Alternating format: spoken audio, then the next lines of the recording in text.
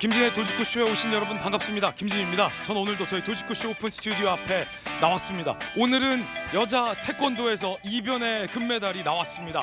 주인공은 김유진 선수입니다.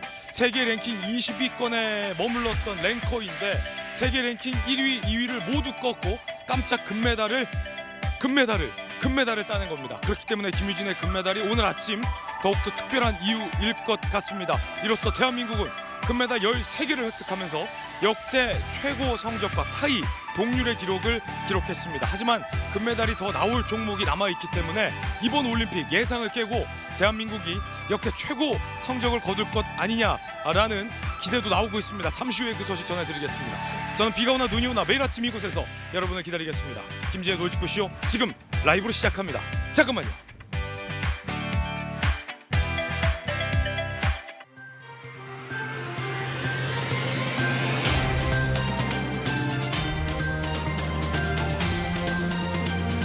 신문 읽어주는 남자입니다. 오늘 새벽에 금메달 소식이 또 들어와 있습니다. 이번엔 여자 태권도에서 금메달이 나왔습니다. 16년 만에 나온 금메달이라고 합니다. 남녀 태권도 모두에서 금메달이 나오면서 태권도 종주국으로서의 자존심을 이번에 다시 회복할 수 있었습니다. 기대 이상으로 김유진 선수가 금메달을 따는 겁니다. 많은 사람들이 깜짝 놀라고 있습니다. 그 이유 잠시 후에 전해드리겠습니다.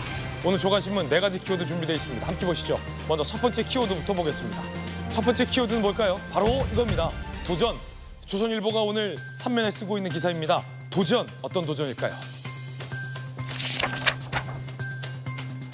최소 인원으로 벌써 금메달 12개라고 기사가 나왔지만 새벽에 김유진의 금메달이 추가되면서 대한민국은 13개의 금메달을 획득하게 됐습니다. 예상 뒤집은 뉴 코리안 대단합니다. 잠시 후에 상세히 짚어보겠습니다. 이어서 두 번째 키워드입니다. 두 번째 키워드는 이겁니다. 눈, 귀, 동아일보 1면입니다. 대북정찰의 핵심 자산인 백두와 금강의 기술이 북한에게 털렸다. 동아일보가 충격적인 소식 전하고 있습니다.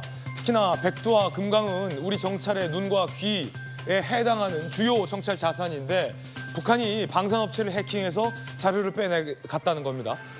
다행히 핵심 기술은 유출되지 않은 것으로 보입니다만 그래도 백두와 금강의 기술이 다른 데도 아니고 북한에게 털렸다? 이거 간단한 사안은 아닌 것으로 보입니다. 파악되기로는 김정은이 올해 초에 직접 이 핵심 자산에 대한 해킹을 지시했다라는 관측도 나오고 있습니다. 우리 조심해야겠습니다. 이어서 다음 키워드입니다. 세 번째 키워드는 강수, 한국일보 1면입니다. 집값 잡으려 그린벨트 12년 만에 해제하는 초강수를 서울시가 썼습니다. 서울의 그린벨트를 풀어서 8만 가구를 공급하겠다라는 겁니다. 그리고 서울시에서 신축 빌라를 대거 매입하겠다. 그리고 빌라 같은 주택을 구입할 때는 주택수에 포함되지 않겠다라는 정책도 나오고 있습니다. 간단합니다. 공급이 많아지면 출렁이던 집값은 안정되기 마련이다. 이 간단한 원리, 그린벨트 해제 소식이었습니다. 이어서 다음 키워드입니다. 네 번째 키워드는 결정, 국민일보 1면 기사 보시겠습니다. 김경수 전 지사의 복권이 결정됐다. 그가 돌아옵니다. 김경수가 돌아온다. 그렇게 되면 민주당 내부에서 이 권력 구도에 미묘한 균열이 생기고 있다는 국민일보 기사도 나오고 있습니다. 이른바 친문 적자, 친노 적자의 귀환이다. 이런 걸까요? 잠시 후에 이야기 나눠보죠. 지금까지 신문 읽어주는 남자였습니다.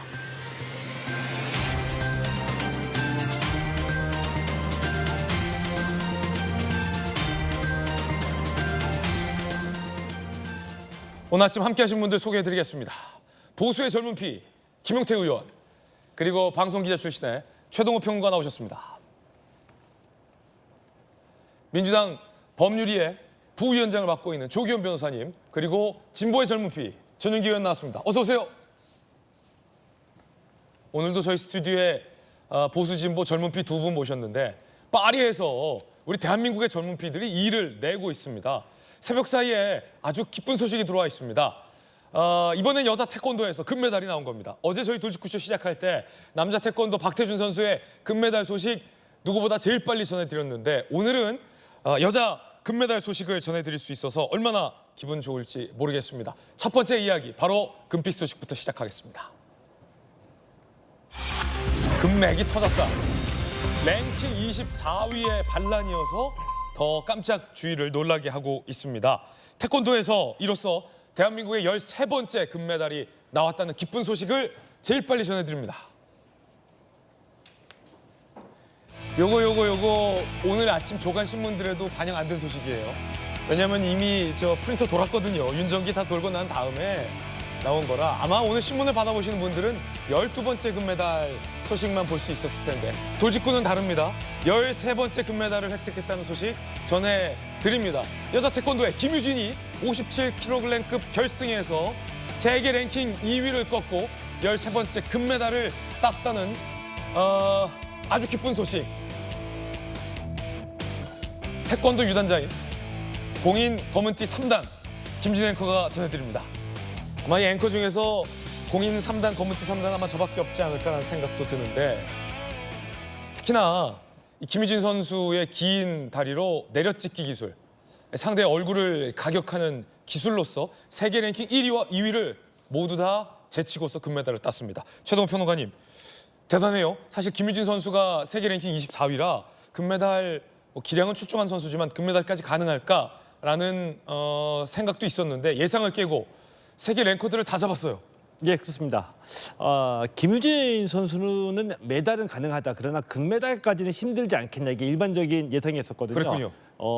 자, 그런데 놀랍게도 세계 랭킹 상위권 선수들을 마치 도장 깨기 하듯이 한 명씩 연파하면서 올라갔습니다. 예.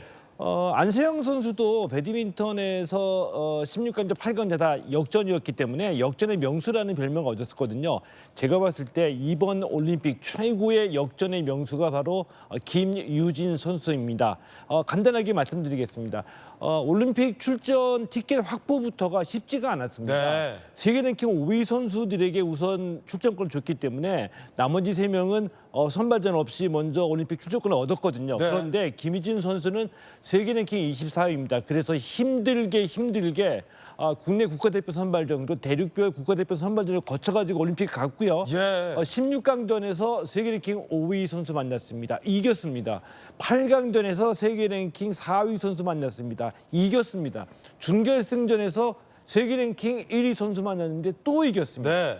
그리고 결승전에서 세계 랭킹 2위 선수를 꺾은 겁니다. 이야, 대단하네요. 드라마네요, 드라마. 대단하죠. 네. 무엇보다도 여자 57kg급이거든요. 예. 57kg급인데 이 김유진 선수의 신장이 무려 183cm입니다. 183cm. 예, 때문에 큰 키에 긴 다리로 일단 유리한 면을 네. 10분 이용하고 활용했다라고 볼 수 있죠. 기술적인 측면 좀 한번 짚어보면 이 태권도를 하는 사람들끼리는 좀 다 아는 기술인데 내려찍기 기술이 있어요. 내려차기. 그냥 찍기가 아니라 그거는 이제 굉장히 다리가 길고 유연한 선수, 그리고 스피드가 빠른 선수들에게 유리한 기술인데 김유진 선수가 세계 랭킹 2위, 세계 랭킹 1위. 그러니까 준결승과 결승에서 모두 다 사용했던 기술이잖아요. 기습적으로 상대의 앞면을 가격하는 그 기술이 굉장히 빨리 들어가면서 사실 저는 굉장히 깜짝 놀랐거든요.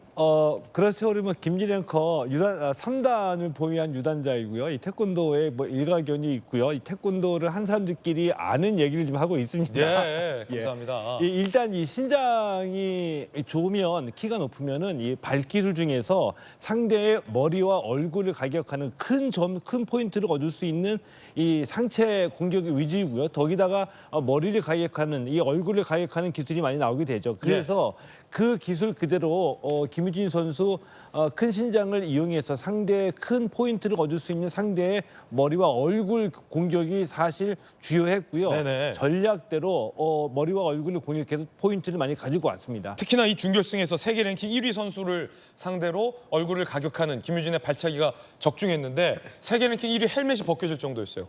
거의 벗겨져서 거의 이마 끝까지 다 벗겨진 정도라 굉장히 빠르게 그리고 굉장히 강력하게 들어갔다라는 것 아니겠습니까? 그렇죠.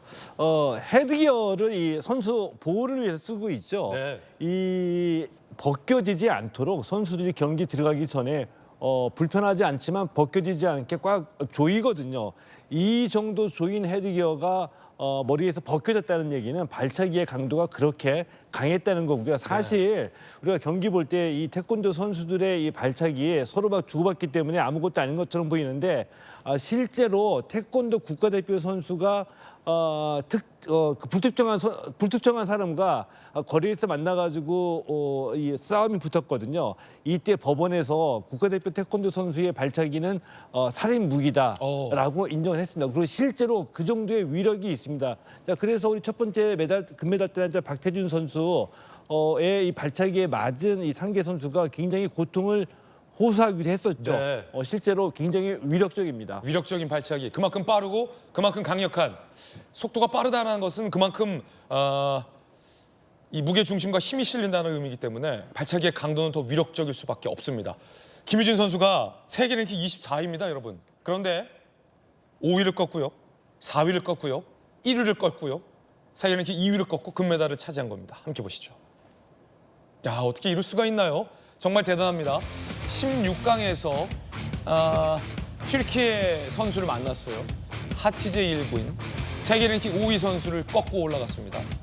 자, 그리고 8강에서 캐나다 선수 스카일러 박, 세계 랭킹 4위를 꺾고 올라갔어요. 4강에서 세계 랭킹 1위 중국 러중스 헤드기어가 벗겨질 뻔했거든요. 여기 내력짓기 기술 성공했고, 그리고 결승에서 이란 선수 세계 랭킹 2위에 나이드 키아니 찬데 선수를 만나서 역시 2위도 잡고 1위 금메달을 획득하게 됐습니다. 57kg급 16년 만에 여자 태권도 금메달이라고 볼 수 있겠습니다. 이게 굉장합니다. 이 앞서 잠시 언급해 주셨지만 김유진 선수가 역전의 명수다 이런 표현 주셨잖아요.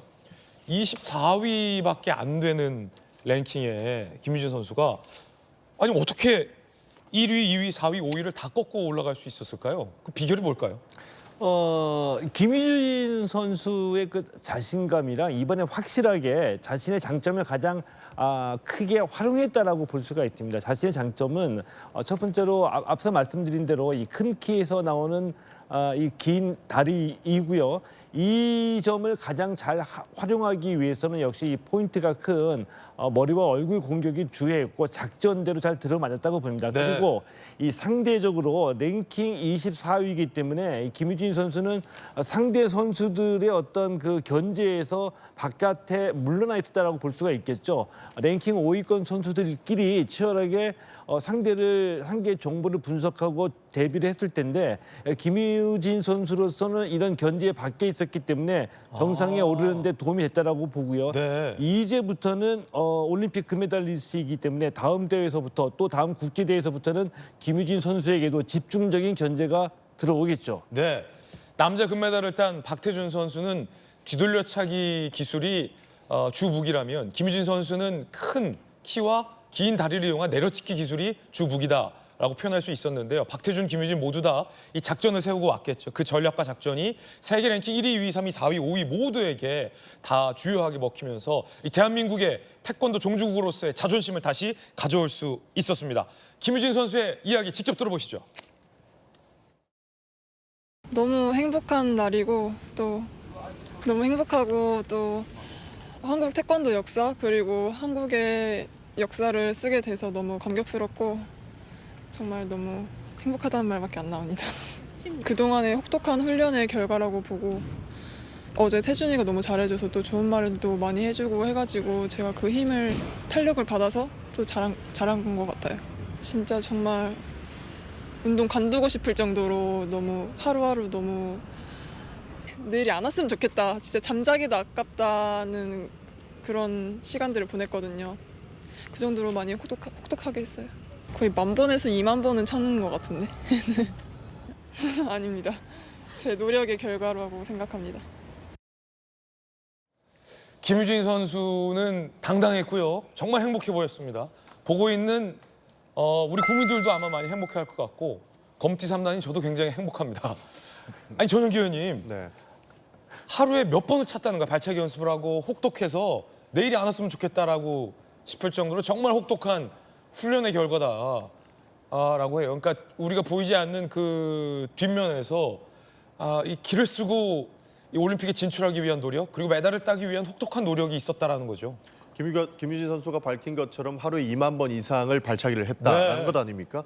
사실 말이 쉬워서 2만 번이지 그것을 발차기로 옮기려면은 엄청난 고통이 수반되는 행위라고 볼 전용기 수 의원 있습니다. 10번만 차도 쥐나요.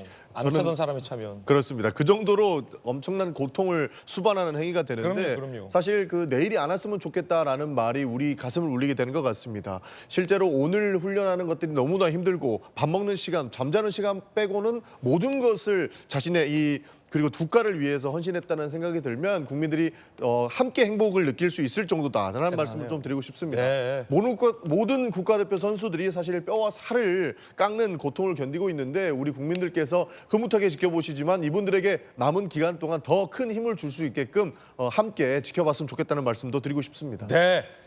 자, 이로써 대한민국은 김유진의 금메달이 추가돼서 13개의 금메달을 획득하게 됐습니다. 그런데 이 13개 금메달 기록은요. 역대 올림픽 대한민국이 거둔 최고 성적과 타입니다. 그 말은 금메달 하나만 더 따면 기록갱신이라는 뜻이죠.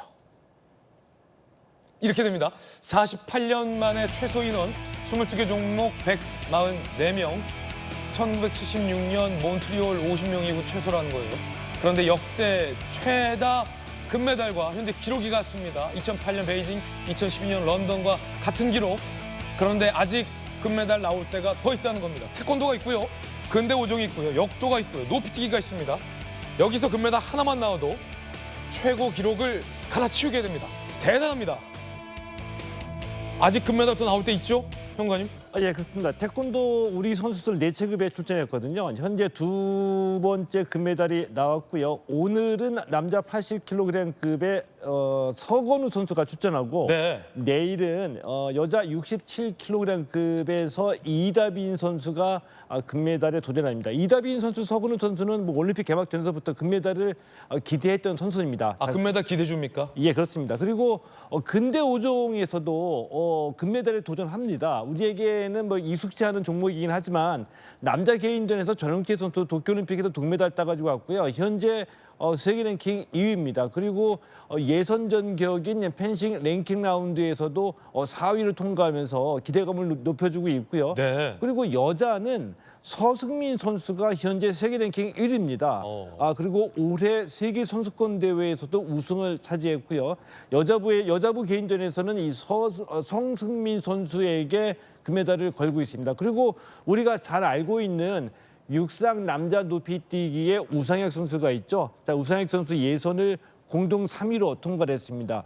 대회 마지막 날인 11일에 결선에서 금메달의 주인공이 가려지게 되고요.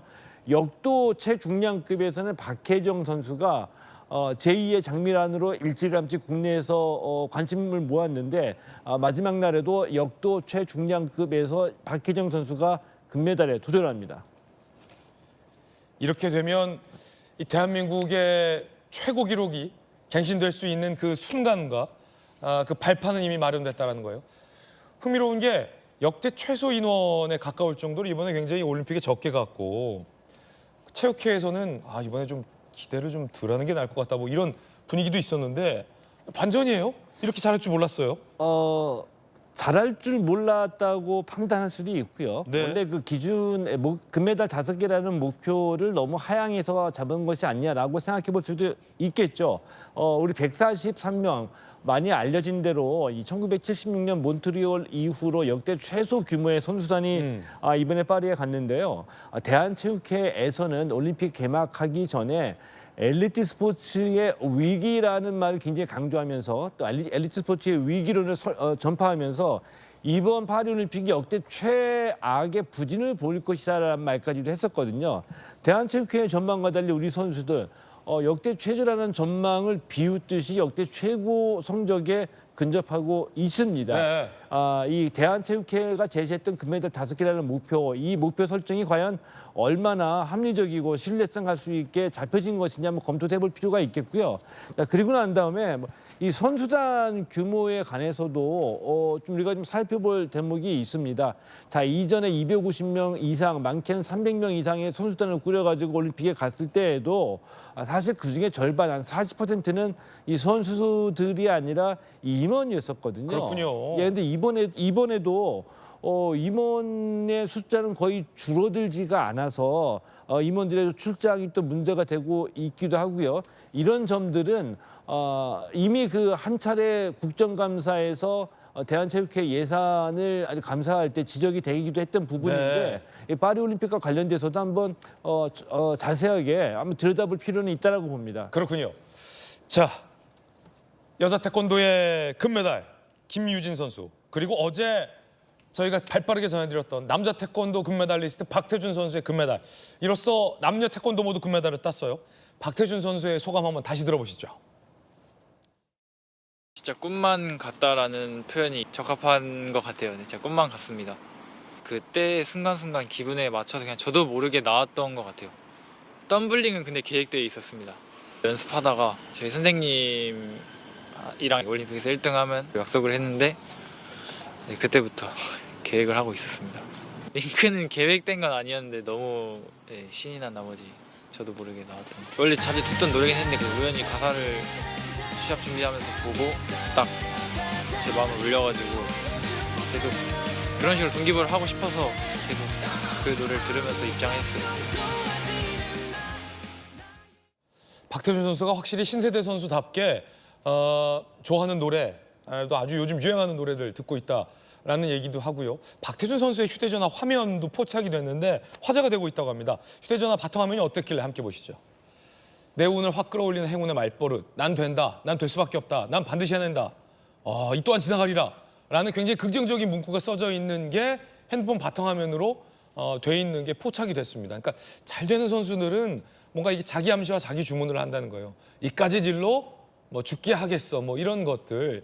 사실은 뭐 김용태 의원님. 예. 국민의힘 당선자 중에 최연소 당선자잖아요. 사실은 뭐 박태준 선수 뭐 잘생기고 뭐 이렇게 있는데 거기 섞어놔도 김용태 의원 섞어놔도 그냥 국가대표 선수로 보일 정도로 잘생기고 이 젊은 피인데 난 된다, 난 될 수밖에 없다라는 이 박태준 선수의 어떤 닳도록 본 문구라고 하는데 감동적입니다. 어떻게 보셨습니까? 저도 방금 그 영상을 보면서 굉장히 온몸에 막 소름이 끼칠 정도로 전율이 돋고 있고요. 제가 국민의힘 최연소긴 하지만 또 태권도 1단입니다. 저도. 태권도 1단이에요? 예, 3단. 유단자였어? 유단자였어? 유단자였어요. 제가 오늘 그 박태준 선수뿐만이 아니라 김유진 선수 인터뷰를 보니까 네. 역시 김유진 선수도 이제 랭킹이 좀 낮다 보니까 상대적으로 많은 분들이 이제 기대하지 않았다 혹은 네. 어떻게 했냐 이랬더니 자기는 그렇게 생각하지 않았고 늘 비디오를 보면서 상대 후보를 어떻게 하면 이길 수 있을지 연구를 했었고 또 본인은 이길 수 있다라는 자신감을 가지고 있었다고 하더라고요. 그러니까 많은 선수들, 정상급에 있는 선수들이 갖고 있는 마인드 컨트롤의 그 방법들이 저마다 다 있는 것 같아서 굉장히 뿌듯하게 지켜봤습니다. 우리 김용태 의원이 유단자였어요. 군대에서 땄습니다. 군대에서 땄구나. 일단 예. 좀 더 해볼 생각은 없어요. 저처럼 뭐 3단까지 이렇게 발차기 2만 번을 할 자신이 없어요. 2만 번 할 자신이 없어서 그냥 국회 일 잘해주시는 걸로 가름하겠습니다. 유단자라니까 더 반갑군요. 곽윤기 쇼트트랙 곽윤기 선수가 파리올림픽 현장에서 뭐 동료 선후배들을 만나면서 맹활약을 하고 있습니다. 인터뷰나 이런 걸로. 곽윤기 선수가 박태준 선수를 만났다고 해요. 함께 보시죠. 무슨 일이야? 진짜 어때 기분이? 지금 이거 보고 있는데 안 믿겨요. 안 믿겨? 네. 보이지 않네. 몰라. 아니야 이거 현실이야 내준아. 제가 형을 걸어드릴게요. 너가 나를? 네. 나 이거 너거 띠 차고 왔잖아. 와 고마워. 근데 지금 쩔뚝거리는데 어때? 제가 원래 정강이가 한번 스크래치가 났었어서 아파서 이제 시합 전에 좀 최대한 안 차서 이제 괜찮아진 상태로 오늘 시합을 뛰었는데 8강부터 해서 계속 이제 부딪히니까 다시 데미지 누적돼서 지금 좀 많이 부어서 뭔가 파열된 것 같기도 하고. 파열된 것 같다는 얘기를 그렇게 덤덤하게 할 게 있어? 스케줄이 많겠어? 새벽 또 마침 수강 신청이라 가지고 수강 신청 몇 시에 해야 돼? 지금 2시쯤 됐는데 아마 못 자고 수강 신청 좀 하고 와 이게 현생이다. 올림픽 국가대표도 피해갈 수 없는 수강 신청. 곽은기 선수가 워낙 그 성격도 좋고 또 다방면에서 발도 넓고 선후배들도 잘 챙기기 때문에 이 언론 인터뷰에서 나오지 못하는 모습들을 지금 곽윤기 선수가 열심히 인터뷰해주고 있어요. 감사합니다. 아니 근데 박태준 선수가 다리를 절뚝거리는 모습은 지금 처음 봤는데 원래 좀 부상이 있었는데 최대한 무리가 안 되게 아끼고 있다가 시합 때 이제 다 불사른 거군요. 아 근데 이게 참 되게 역설적이기도 한데요. 운동 선수들이 운동을 많이 하고 체력 관리를 하니까 굉장히 건강할 것 같죠. 네. 근데 이 고질병, 이 부상이 없는 선수들이 사실은 없습니다. 예를 들면 태권도 같은 경우에도 유단자 3단은 분명히 잘 알고 계시죠. 네네. 태권도 겨루기 실제 경기를 하면은 네네. 이 다리와 다리가 여러 번 부딪히기 때문에 이 정강이 뼈끼리 부딪히면 되게 이게 아파요. 엄청나게 아프죠. 그게 그래서 경기가 끝나고 나면은 퉁퉁 부어 있고 부상이 많거든요. 사실 축구도 마찬가지입니다. 네. 축구도 이 격렬하게 경기를 하게 되면 선수도 경기 끝나고 나면은 뭐가 안 되는 데가 없거든요. 근데 이런 거를 매일 달고 다니는 거고요. 그중에 이제 고질병처럼 됐기 때문에 이 재활하고 좀 쉬면은 좋아졌다가 또 시간 지나가면 또 악화되기도 하고 이게 번복인데 그런 걸 달고 사는 거죠. 우리 그 박태준 선수도 경기 끝난 후에 저런 모습 보시게 되면은 모든 운동 선수들이 일종의 숙명처럼 이 부상과 어떤 신체적인 고통은 이게 숙명처럼 느껴질 수도 있는데 그런 고통을 뛰어넘는 자들에게 주어지는 영광을 지금 느끼고 갖고 있다. 네. 이렇게 좀 볼 수도 있겠죠. 이 곽윤기 이 선수는 참 방송 잘하네요. 방송 지금. 잘해요. 예. 탐내요, 탐나. 자, 그런가 하면 조기현 변호사님, 곽윤기 선수 말고 박태준 선수가 어리잖아요. 대학생이고 금메달리스트 수강 신청은 해야 된다. 공정하게 새벽에 일어나서 이렇게 얘기하는 거 보면 또 그냥 아들들 같고 또 대학생 같고 그럽니다. 그렇죠. 일단은 저 곽윤기 선수가 유튜브에서 자꾸 보이길래 아 이번에 저 곽윤기 선수도 이번에 출전했구나 이렇게 생각했어요. 근데 생각해보니까 동계올림픽 동계올림픽 선수잖아요. 선수에 나간 선수. 그래서 찾아봤더니 오상욱 선수랑 여러 선수들 네. 인터뷰했는데 너무 재밌더라고요. 그러니까 올림픽 출전한 선수들 꼭 메달 딴 선수도 있고 그렇지는 않지 못한 선수도 있지만 이면에서 올림픽을 준비해 온 과정 또 20대 청년으로서의 일반적인 삶의 모습들 이런 것들을 속속들이 하나하나 잘 보여줘서 너무 재밌게 올림픽을 또 즐기는 다른 맛을 하나 만들어줬어요. 특히 이번에 박태준 선수 관련해서도 이런 부분 다 그럴 거라고는 알지만 사실 곽윤기 선수를 통해서 이렇게 드러나니까 재밌잖아요. 그런데 아까 이 그 휴대폰 화면에 있는 거는 철저하게 이 올림픽에 이를 위해서 준비하고 이까짓 걸로 죽겠어 이거 보면 얼마나 이 힘든 훈련 과정을 겪었는지를 알 수가 있잖아요. 그럼에도 불구하고 그런 이 금메달리스트 박태준 선수도 평범한 청년이고 우리 곁에 있는 대학생이고 이런 거를 알게 돼주니까 너무 재미있고 올림픽의 어떤 또 다른 재미를 뭐 선사하는 것 같습니다. 네. 자, 박태준과 김희준의 금메달 소식 전해드렸습니다. 그런가 하면 우리 여자 탁구 대표팀 선수들이 정말 잘 싸워줬는데 준결승까지 잘 왔고 4강까지 잘 왔고 세계 강호 사실은 중국 팀과 맞붙어서 정말 잘 싸웠고 선전을 해줬습니다. 아쉽게도 중국 팀에겐 패했지만 동메달 결정전이 남아 있습니다. 대단한 거예요. 정말 대단한 겁니다. 격려해 주셔야 됩니다. 파리올림픽 탁구 여자 단체전 준결승전 4강전에서 신유빈, 이은혜, 전지희 선수가 중국의 순위행사 천멍 왕만위 보면요 복식 세계 랭킹 2위, 단식 세계 랭킹 1위로 구성된 중국 팀과 만났어요. 결승에서 만났어야 되는데. 네? 자, 잘 싸워줬지만 3대 0으로 아쉽게 패배를 했습니다. 하지만 아직 실망하긴 이릅니다. 내일이죠. 내일 오후 5시에 독일과 동메달 결정전이 있습니다. 16년 만에 메달 도전이고요. 독일과는 할만하다, 해볼만하다 이런 평가가 나와요. 최동 평론가님. 뭐 충분히 해볼만 하죠. 왜냐하면은 이 단체전은 4단 1복이거든요. 그러니까 복식 한 경기, 이 단식 4경기입니다. 그런데 우리가 중국이 우리가 못한 게 아니라 중국이 워낙 잘하기 때문에 진짜 잘하더라고요. 3대 0으로 패하고 말았는데 우리 전지 신유빈 선수가 나가는 이 복식 경기 세계 랭킹 2위거든요. 그러니까 1위에 오르지 중국 선수들 때문에 1위에 오르지 못할 뿐이지 뭐 금메달을 갖고 온 실력을 발휘를 하고 있습니다. 그리고 신유빈 선수도 어제 우리가 이 중국에 패할 때 딱 한 게임을 가지고 왔는데 이 한 게임 가지고 온 원동력도 신유빈 선수의 활약이었고요. 이 얘기는 무슨 얘기냐면 지금 컨디션이 좋다는 얘기입니다.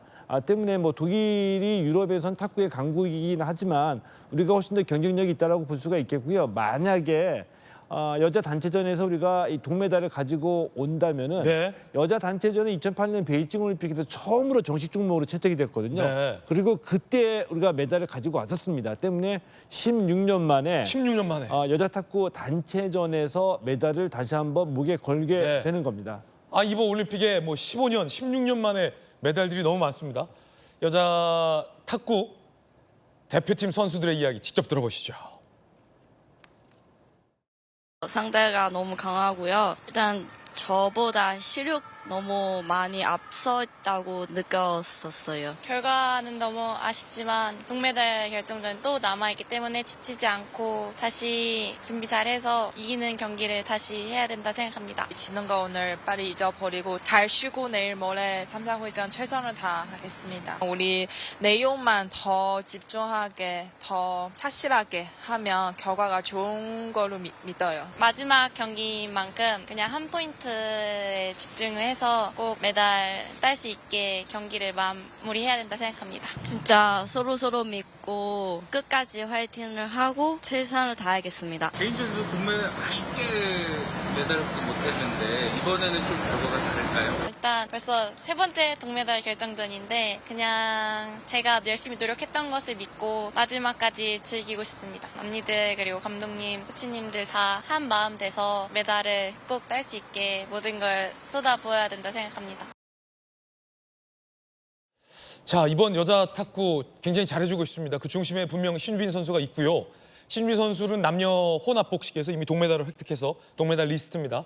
개인전에서 아쉽게 동메달 획득엔 실패했지만 다시 한 번 더 기회. 벌써 세 번째 동메달 결정전이기 때문에 내일 있을 경기에서는 아마도 우리 여자 대표팀 선수들이 동메달을 획득할 수 있지 않을까 충분히 이런 기대가 돼요. 만약에 동메달을 획득하게 되면 신유빈 선수는 2개의 동메달을 이번에 따고 오는 거니까 굉장한 기록인 거죠. 잘한 거죠.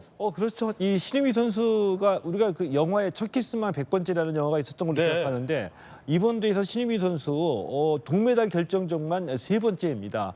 혼합복식에서는 동메달 가지고 왔고요. 아깝게 또 여자 단식에서는 아깝게 동메달 놓쳤죠. 이번에 뭐 충분히 가지고 올 수도 있다라는 느낌이거든요. 상대가 독일이기 때문에 만약에 이 신유빈 선수가 동메달 2개를 가지고 오더라도 메달이 2개인데 이 탁구에서의 이 메달 2개 멀티 탁구도 굉장히 오래간만입니다. 2004년 아테네 올림픽 이후에 무려 20년 만이고요. 근데 그만큼 신유미 선수 꼭 금메달은 아니지만 지금 20살이고요. 이 정도 나이에 벌써 올림픽에서 이 정도의 성과를 거뒀다는 것도 앞날에 대한 기대감을 좀 더 훨씬 많이 키워줄 수 있는 그런 성과라고 볼 수 있겠죠. 예. 자, 우리 여자 탁구 대표팀 선수들에게 국민적인 응원과 에너지, 기를 모아주시기 바라겠습니다. 그런가 하면 이게 참 뭐 뭉클하다고 할까요? 흐뭇하다고 할까요? 이번 올림픽에서 아주 흥미로운 장면이 포착됐는데 태국의 태권도 금메달 리스트가 본인을 이제 지도해준 감독님에게 큰 절을 올리는 모습이 포착이 됐습니다. 바로 우리 한국인 지도자에게 큰 절을 올리는 모습이 포착됐습니다. 함께 보시죠. 이거까지만 하고 갈까? 자, 태국의 왕파타나킷 선수가 이번에 금메달을 땄어요. 그러자 이 최용석 감독님에게 정말 이렇게 큰 절을 올리는 모습. 이거 정말 뭉클하기도 하고요. 그리고 이 최용석 감독이 꼭 이 제자를 안아주는 모습. 13년 전에 왕파타나킷 선수가 이 우리 최용석 감독을 만났다라고 합니다. 최 감독은 뭐 2002년부터 태국 국가대표팀을 이끌면서 사실은 태국을 태권도 강국 반열에 올려놓은 대단한 지도자입니다. 최 감독도 호랑이띠인데 워낙 엄격하게 훈련해서 별명이 호랑이 최예요. 호랑이 최, 타이거 최. 자, 이 웡 파타나키 선수가 얼마나 이 감사했길래 이 최 감독에게 큰 절로서 감사의 인사를 표현할까라는 생각도 듭니다. 태국의 태권 여왕으로도 불리는 선수라고 하는데 일단 큰 절 올리는 폼이 한국인 다 됐어요. 예, 이 태권도는 정말 그 자랑스러운 감을 우리가 느껴도 됩니다. 왜냐하면은 전 세계에 일종의 그 스탠다드를 많이 만들어놨어요. 네. 저 큰절하는 거하고 그다음에 이 미국이나 유럽에서는 악수를 하지 허리 숙여서 인사하는 게 없잖아요. 근데 태권도만큼은 전 세계 어디를 가더라도 머리 숙여서 인사하는 게 이게 스탠다드입니다. 그럼요. 그리고 우리 그 무주에 태권도원에 있는데 일종의 그 해외에서 태권도를 수련하는 분들에게는 이 마치 그 한국의 무주에 있는 이 태권도 원을 한번 찾아가 보는 것이 성지순례하는 것처럼 굉장히 큰 영광이고 숭배지처럼 여겨지고 있거든요. 그렇군요. 저 이번에 그 웡 파타나키 선수처럼 태국에서의 이 태권도 영웅으로 인정받고 있는 저 태국 선수가 큰 절을 하면서 감사함을 표시하는 것도 미리 준비했던 일종의 그 의식이라고는 생각하지는 않습니다. 태권도 수련 자체가 한국말로 지시와 복종이 이루어지고요. 이 용어 자체가 한국어로 이루어지고 있고 처음에 시작할 때 한국식으로 인사하는 것이 스탠다드화가 돼 있기 때문에 한국인 감독에게 지도받은 태국 여자 선수가 자연스럽게 몸에 밴 한국 문화라고 보고요. 대표적인 사례로 우리가 그 이전에 다른 종목 미국 양궁에서 앨리슨 아저씨의 어떤 그런 모습들이 굉장히 좀 친숙하게 느껴지는 것도 한국인 지도자의 지도를 받으면서 한국 문화에 대한 친숙함을 느꼈기 때문이라고 볼 수 있겠죠. 그렇군요. 한국 스승에게 큰 절 올린 태국의 태권도 영웅의 모습이 참 뭉클하고 감동적입니다. 그런가 하면 우리 김우진 선수와 양궁 맞대결에서 1점을 쏴서 화제가 됐었던 차드의 양궁 국가대표 선수 기억하시죠? 보호대도 없이 열악한 환경 속에서 독학으로 양궁을 시작했는데 그 가운데서도 최선을 다했던 하지만 1점을 맞았던 그래서 우리 대한민국 많은 이 양궁 팬들이 이 선수를 매우 응원해서 한국말로 감사하다라는 고마움까지 표현하기도 했었는데요. 이 마다의 선수를 돕겠다는 한국 기업이 생겼습니다. 이스라엘 마다의 아프리카 차드의 국가대표 선수입니다. 1점 기록으로 화제가 됐었고 독학했던 것으로 알려져 있죠. 가슴 보호대, 손가락 보호대도 없이 열악한 환경으로 올림픽에 나온 선수를 보면서 우리 팬들이 많이 좀 안타까워했습니다. 자, 그러자 양궁 장비 제조업체, 우리 제조업체예요. 우리 회사 파이빅스의 백종대 대표가 포기하지 않길 바란다라며 후원 계약을 맺었어요. 스폰서로 나서겠다는 거죠. 가슴 보호대, 손가락 보호대 9가지 물품, 450만 원 상당의 물품을 후원해 주겠다라고 나섰다라고 합니다. 조영기 의원님, 이거는 우리 기업들이 좀 많이 나서주면 굉장히 좀 본보기도 되고 좀 뭉클하고 감동적이고 좋죠. 그렇습니다. 이번 파리올림픽에서 보여줬던 우리 국민들의 헌신들이 사실 국위 전향을 더욱이 높이고 있다라는 말씀을 좀 드리고 싶습니다. 사실 스포츠 외교를 통해서 대한민국이 이제 실력을 통해서 그리고 인성도 보여줬고 이렇게 기업을 통해서 다양한 방법으로 국위 전향을 하고 있는 모습들을 보이고 있거든요. 이렇게 백종대 대표께서는 포기하지 말고 양궁을 해주기를 바란다라는 입장을 밝히면서 이렇게 물품을 후원하기도 했는데요. 차대 돌아가게 되면은 아마 국민적 스포츠로 스타로 또 올라서지 않을까 싶습니다. 거기에 더불어서 한국에 있는 기업들이 이렇게 우리 차도 스포츠 스타들을 후원하기 위해서 노력을 하고 있다는 것을 또다시 한번 이해하게 된다면 더욱이 좋은 우리 시각이 생기지 않을까 하는 기대감도 생기는 지점입니다. 이 파이빅스라는 양궁 장비 업체를 좀 칭찬해주고 싶은 대목이 뭐냐면 보통 기업이 특정 선수를 후원할 때는 후원을 하는, 투자를 하는 이유에서는 이 마케팅, 효과를 노리는 거잖아요. 그래서 세계 랭킹 1위 선수, 2위 선수, 10위권 내에 쟁쟁한 선수들이 전 세계를 누빌 때 그 기업이 후원한 물품이나 기업의 로고를 노출하면서 갔을 때 이 홍보 효과를 보는 건데 사실 우리 기업이 이 차드 선수를 후원했을 때 기대할 수 있는 후원 효과는 없을 거란 말이에요. 실력이 출중한 선수도 아니고 그런데도 불구하고 후원을 한다라는 것은 한국인의 뭐 특유의 정 같은 거 아니겠어요, 조규현 변호사님? 아이고 안 됐네. 뭐 이런 한국인의 정? 그렇죠. 어떤 모 기사를 보니까 그 1점 맞춘 보도를 하면서 짠한 형이라고 소개를 했더라고요. 짠한 형. 예, 그러니까 이 가슴 보호대도 없고 손가락 보호대도 없고 또 이 자료 화면에서 본 것처럼 이 연습하는 장면도 이 벌판에서 그냥 관역을 놓고 하고 있잖아요.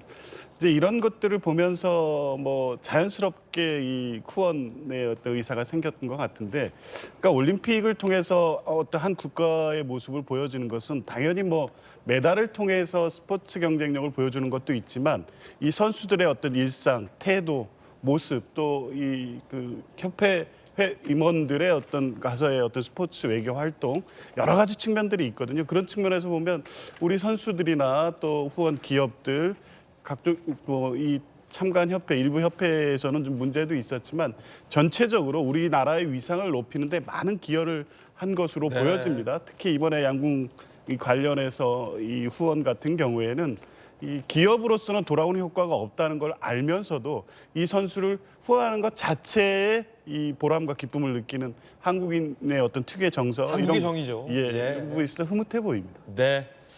이 마다이 선수는 또 이 대한민국에 대해서 얼마나 이 고마움을 느끼고 돌아가겠습니까? 네, 잘한 것 같습니다. 자, 올림픽 소식 전해드리고 있습니다. 이번엔 저희가 준비한 다음 순서입니다. 뜨거운 소식 3가지 엄선했는데요. 첫 번째 소식부터 만나보시죠. 자, 첫 번째 소식은 이 접히는 삼성의 핸드폰입니다. 아시다시피 이재용 삼성전자 회장이 이번 올림픽에 갔다가 돌아오면서 굉장히 이례적인 만개, 잇몸 미소를 지으며 우리 핸드폰이 마케팅이 잘 된 것 같다. 실적도 봐야죠. 라는 인터뷰가 화제가 되기도 했었는데 삼성이 내놓은 폰을 전 세계 국가대표들에게 다 지원해 준 걸로 알고 있습니다. 그런데 예상치 못한 곳에서 논란거리가 생겼습니다. 북한은 이 삼성의 휴대전화를 가져가서는 안 된다라는 겁니다. 유엔 안보리 제재 위반이다라는 지적이 나온 겁니다. 그래서 저희도 좀 찾아봤는데 유엔 안보리 결의에 따르면 전자기기, 휴대폰 같은 전자기기는 북한으로 반입될 수가 없다라는 게 제재 결의 아닙니다. 따라서 아무리 올림픽 선수라고 하지만 올림픽 선수는 이 삼성의 IOC를 후원하면서 핸드폰을 지급이 된다고 하지만 북한 선수가 이걸 가지고 북한으로 들어가게 되면 유엔 안보리 제재 결의를 올림픽위원회가 위반하는 상황이 될 수 있다는 지적이 나온 겁니다. 그 지적 함께 보시죠. 자, 문제 제기. 미국 자유아시아 방송이 제기됐어요. IOC는 북한 국가올림픽위원회가 삼성 스마트폰을 수령해 갔다고 밝혔다라는 지적이 나왔고요. 그러자 우리 외교부가 스마트폰은 유엔 안보리 결의 위반인데? 금수푼인데? 라고 입장을 밝혔습니다. 통일부에서도 그렇죠. 가져가면 이거 대북제재 위반이죠. 라고 입장을 내면서 이거 어떡하지? 라는 논란이 발생하게 된 겁니다. 김무식 교수님 모셨습니다. 네. 북한 문제 전문가이시기도 하시고 이게 일단 첫 번째 팩트 체크부터 하나 좀 드릴게요. 유엔 안보리 제재 결의에 이 핸드폰이 북한으로 들어가는 게 결의 위반입니까? 금수품입니까? 그게 이제 전략물자라고 그래서요. 휴대전화가요? 그렇죠. 그러니까 전략물자로 전용될 위험이 있으면 못 들어가게 돼 있습니다. 이게 왜 전략물자예요? 그러니까 개인 간의 민간 그 비즈니스 사업 불품으로 들어갈 수는 있지만 휴대폰에 있는 반도체, 칩 여러 가지 또 뭐 이른바 그 최첨단 기술들이 있지 않습니까? 그런 것들이 전략물자로 바뀌어서 사용될 수 있기 때문에 언제든지 이 북한에서는 대량 살상 무기로 이용될 수 있는 전략물자용 위험이 있는 전용 가능성이 있는 이런 물품들은 북한에 반입이 안 되게 돼 있는데요. 저는 그래서 아마 이 부분이 이제 우리 삼성에서 이번에 파리올림픽의 공식 후원사로서 우리 갤럭시 폰을 많이 이제 홍보를 했는데 북한 선수들 입장에서 얼마나 또 보고 싶겠어요. 그러니까요. 또 받고 싶고. 그런데 이게 어차피 유엔의 대북제재 결의가 지금 관철되고 있는 국제 규범이 있기 때문에 우리 당국에서는 이게 북한으로 못 넘어가도록 확인을 좀 하고 있는 것 같고 다행스럽게 IOC 차원에서 확인을 해보니 북한 선수단이 넘어가지 않았다라고 일단 밝혀낸 상태입니다. 그렇기 때문에 아마 이건 해프닝으로 끝날 수 있다고 생각하는데 저 개인적으로는 북한 전문가이기도 하고 또 대북제재 결의는 준수가 되어야 된다고 생각합니다만 올림픽 기간 동안만이라도 우리 북한 선수단이 저걸 좀 사용할 수 있게 해주고 나중에 우리가 회수를 해서 그러니까 이게 유엔 안보리 결의 2397호 7항인데 제가 좀 찾아봤는데 모든 산업용 기계류의 대북 직감적 공급 판매 이전을 금지하고 있다라는 거니까 이 유엔 안보리 결의를 자세히 보시면 휴대전화가 북한 땅으로 반입이 되는 것을 금지하고 있지. 그렇죠. 파리로 나온 북한 선수들의 손에서 삼성폰을 있어서 거기서 막 인터넷도 하고 그럼요. 김정은도 검색하고 김정은이 이랬어? 이런 건 유엔 안보리 결의 위반이 아니지 않을까? 오히려 저는 그 정도 선에서 이 부분이 좀 아주 유연하게 정의됐으면 좋겠어요. 아니, 앵커 해석이 맞습니까? 아, 맞죠. 그러니까 맞아요. 왜냐하면 반입이 안 되는 거기 때문에 네. 그 삼성에서 이번에 후원한 그 삼성 폰을 가지고 평양으로 들어가면 이게 제재 위반이 되는 거죠. 네. 그렇지만 파리에서 올림픽 기간 동안 계속 지금 남아 있지 않습니까? 또 사용할 수 있지 않습니까? 예. 또 이번에도 문제가 됐습니다만 화제가 됐습니다만 동메달 북한 선수가 땄을 때 이 올림픽위원회에서 휴대폰을 주니까 좀 주춤하잖아요. 네. 그걸로 또 셀카 찍고 싶은 거 아니겠어요? 셀카 찍고 싶겠죠. 그러니까 북한 선수들에게 우리 찍고 있네, 지금 보니까. 그렇죠. 예. 남쪽 대한민국의 산업의 최첨단이라고 할 수 휴대폰이 얼마나 선진적인가를 보여줄 수 있고 네. 또 그걸 통해서 파리에서는 인터넷에 대한 이 제한이 없으니까 얼마든지 세계 정보를 볼 수 있기 때문에 네. 저는 뭐 이런 말 하면 좀 그렇습니다. 모른 척하고 사용하게 하고 네. 나중에 회수를 정확히 하는 게 오히려 그냥 심리적으로 제 개인적으로는 낫지 않을까. 그러나 정부 입장에서는 제재 위반은 철저하게 또 지켜봐야 되겠죠. IOC 입장까지 나왔습니다. 이게 일이 커질 수도 있다라는 문제 제기와 우려가 나오니까 대한민국 통일부 입장까지 나왔잖아요. IOC의 입장이 나왔는데 IOC가 좀 조사를 해본 모양이에요. 함께 보시죠. IOC, 북한 선수단은 삼성 핸드폰을 받지 않았음을 확인한다. 라고 입장이 나왔어요. 외교부 대변인, 결의 위반이 되지 않도록 해당 금수폰이 북한에 반입되지 않는 것이 중요하다. 국제사회와 공조화에 필요한 외교적 노력을 기울이고 있다. 앞서 외교부는 이렇게 얘기했습니다. 그러니까 아마도 김용태 의원님, 지금 사실은 이 삼성은 일단 모든 국가의 올림픽 선수들에게 다 지급하겠다라는 원칙을 세웠고 이제 IOC가 삼성에게 휴대전화를 받아서 각국 선수들에게 제공을 한 건데 대북결의 위반이다라는 지점이 나와서 뭐 자세한 지금 내막은 안 나왔지만 이 북한 선수들에게 지급이 똑같이 됐다가 IOC가 다시 회수를 한 건지 아니면 우리 외교부가 외교적 노력하고 있다고 하니까 회수해야 된다. 회수를 한 건지 아니면 북한 선수 스스로가 우리는 뭐 남조선에 이런 물품 안 받겠다라고 거절한 건지는 아직 확인은 안 되고 있지만 현재 북한 선수들에게는 넘어가지 않은 걸로 보여요. 아무래도 이 문제가 정치적으로 국제정치적으로 문제가 될 수 있기 때문에 IOC 차원에서 입장을 낸 것 같고요. 네. 이미 과거에도 이랬던 사례가 있었어요. 그래요? 2018년 평창 동계올림픽 때 그때도 이제 삼성이 이제 핸드폰을 제공했었는데 그때는 조건이 있었습니다. 북한에 반입하지 않는 전제 하에서 그렇군요. 북한 선수들에게 제공하겠다고 했는데 당시에 북한이 거절했어요. 거절했죠. 그래서 못 썼습니다. 아니 지금 북한 선수들 같이 우리 선수들이랑 셀카 찍을 때 예. 이렇게 해맑아하고 좋아하는데 사실은 젊은 분들은 이 셀카 찍는 재미가 또 있잖아요. 근데 북한 선수들은 북한에서 셀카 찍어 봤겠어요? 그렇죠. 뭐 셀카뿐만이 아니라 스마트폰에 대한 접근성이 거의 없기 때문에 이거 얼마나 쓰고 싶어 할까요? 아무래도 뭐 여러 가지 통로를 통해서 들어만 봤겠죠. 네. 근데 이 핸드폰을 통해서 조금 전에 말씀하셨던 것처럼 자유롭게 북한에 대해서 검색도 하고 또 북한의 어떤 현재 상황들, 뭐 홍수가 났다라는 보도들이 있는데 이런 것들을 접해보면 이 선수들도 분명히 다른 생각을 가질 수도 있고 이 자유에 대한 어떤 그런 문화라든지 가치라든지 이런 소중함을 알게 될 수 있을 것 같아서 이런 것이 이 스포츠 또 올림픽을 통한 어떤 인권 향상을 위한 장이 될 수 있지 않을까 그런 생각도 좀 해봅니다. 예. 결국 북한 김정은은 저 어린 선수들에게 휴대전화도 못 쓰게 하고 인터넷도 막아놓은 상황입니다. 그런데 북한 매체 보도를 보니까 그러면서 자기는 접히는 폰, 폴더블 휴대전화를 쓰고 있는 것이 확인됐습니다. 1억이에요.